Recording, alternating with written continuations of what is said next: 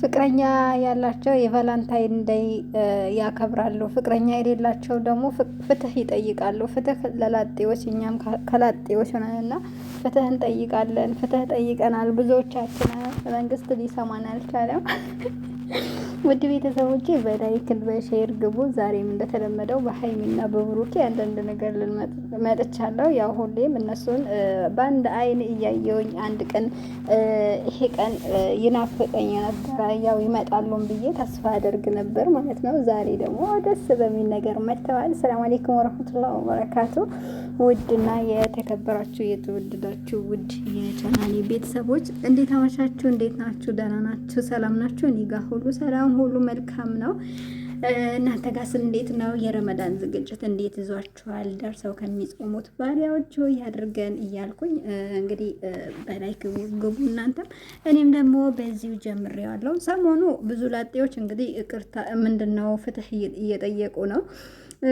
ሀይሚና ብሩኬ እንዳልተለያዩ ደግሞ ያው በዚሁ አሳይተውናል ማለት ነው። ብዙዎቻችሁ እንግዲህ የእነሱን መለያየት የምትፈልጉ የነበራችሁ ቀጥል በሉ። የእነሱን አንድነት የምትፈልጉ የነበረ ደግሞ እንኳን ደስ አላችሁ ብያለሁኝ። የማዳም ቅመሞች እንኳን በቅናት አንደኛ ነንላ። አሁንማ ቀንታቸዋል። አንዋዋሽና ቀንታችኋል፣ እርግጠኛ ነኝ ማለት ነው። እና ላኩላልን አትቅኑ። እኛም አንድ ቀን ሀገራችን ገብተን ድስት ክዳኑን አያጣም እንደሚባለው እኛም የራሳችን ህይወት አንድ ቀን እንመራለን። በፈለግን ሰዓት እንነሳለን፣ በፈለግን ሰዓት እንተኛለን። ሀዳማ ማለቱ ይቀራል። የሀዳማ ብሎ የምትጠሩት የነበረ በስማችሁ ትጠራላችሁ፣ ትከበራላችሁ፣ ጥሩ እንቅልፍ ትተኛላችሁ። እንሻአላህ ወላሂ ባላህ እኮ ተስፋ አይቆረጥም። ሀቂቀተን ተስፋ መቁረጥ የለብንም። ምክንያቱም እዚህ ጋር ያለንበት በግድ አስገድዶን ቁጭ በሉ ያለን ሰው የለም። ሲቀጥል ደግሞ እኛ ወደን ፈቅደን ስለሆነ ደግሞ በአላህ ላይ ማማረር የለብንም። አሁን ላይ ያው በተለይ ረመዳን መጥቷል። ረመዳን ላይ ደግሞ አብዛኛው ቤት ስራ ይበዛል። አላህ ለሁላችንም ቅዋውን ይስጠን፣ አላህ ያግዘን፣ አላህ ከኛ ጋር ይሁን እያልኩኝ ያው በዱዓ እንረሳሳ፣ ሁላችንም ዱዓ እንደራረግ። የማዳም ቅመሞች የሰው ተመልካች ከመሆን በራሳችን ህይወት በሀገራችን ያለ ቀልባችን እኛ እኮ ብዙ ነገር ስለምናስብ ነው ሀቂቀተን ማለት ነው። ኢትዮጵያ ያለ ሰው አትምጡ፣ ኑሮ ተወዷል፣ እንደዚህ ሆኗል። እንደነሱ የሚለብስ ሰው የለም። የሻይን አይቀራቸው፣ የተሞ አይቀራቸው፣ የቱርክ አይቀራቸው፣ የምን አይቀራቸው፣ የኢትዮጵያ አይቀራቸው። እኛ እንለብሳለን። ሀገር እሄዳለሁ የዛሬ ዓመትማ አልቀርም ብለን እንገዛዋለን። ግን ሳንሄድም 2 ዓመት 3 ዓመት ይሆናል። ያ ወይ ጠበናል ወይ ሰፋናል። ኧረ እኔማስ ተቃጥያለሁ ሀቂቀተናል። እንኳን የገዛነው ልብስ የምንለብስበት ቦታ የለም። እኛ እኮ አንዳንዴ እናሳዝናለን። በቃ ዘግተው የሆነ የሚንከባከቧቸው ዶሮዎች፣ ድመቶች ምናምን አሉ። እንደነሱ ነን እኛ። ከነሱ ምንም የምንተናነስ ነገር የለምና አንዳንዴ ሀቂቃ ተስፋ ቆርጥና ማን አዞኝ ነው በራሴ እጅ አይደል እንደ የምሰራው ምናምን ብዬ መልሼ ደግሞ ለጌታዬ ይቅርታ ጠይቀዋለሁኝና አይላኩል ያለን አብሽሩ፣ ጠንክሩ። በተለይ ረመዳን ላይ ሙስሊማቶቼ በዱዓ በኢባዳ እንበረታ። ያው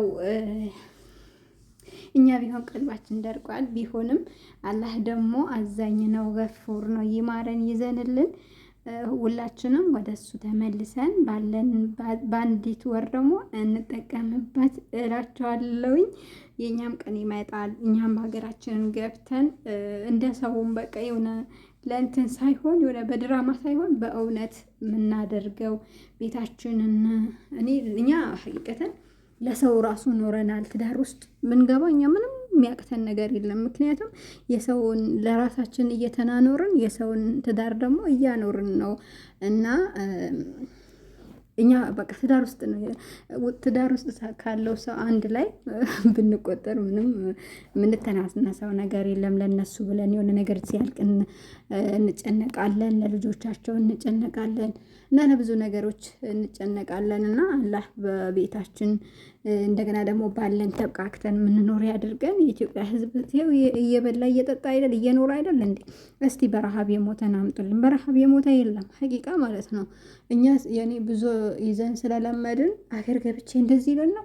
ጭራሽ የሆነች ልጅ ያለች አገር ገብታ በጭስ ምናምን የምትሰራ ወይኔ ጭሱን እንደዚህ ሳስበው ራሴን አማመኝ። እንደዚህ ያለን በተለኛ የገጠር ልጆች ሀቂቀተን በቃ የሆነ እንትን ማለት የለብንም እና እንደውም ከአረብ ሀገር ኑሮ የገጠር ኑሮ ከጭስም የገጠር ኑሮ ይሻላል ብዬ ነው ማስበው። ስትታመሙ ሰው መጥቶ ጎረቤት ደህና አደርሽ ወይ እንዴት አደርሽ ተሻለሽ ወይ ማለቱ ራሱ እኮ ለእኛ ከባድ ነገር ነው። እኛ እዚህ ጋር ታመምን ምን አለ ጭንቅላታችን አስረን ነው ስራ የምንሰራው። እና እኔ አንዳንዴ በቃ የኛ የራሳችን የስደተኞች ህይወት ላይ ግርም ነው የሚለኝ።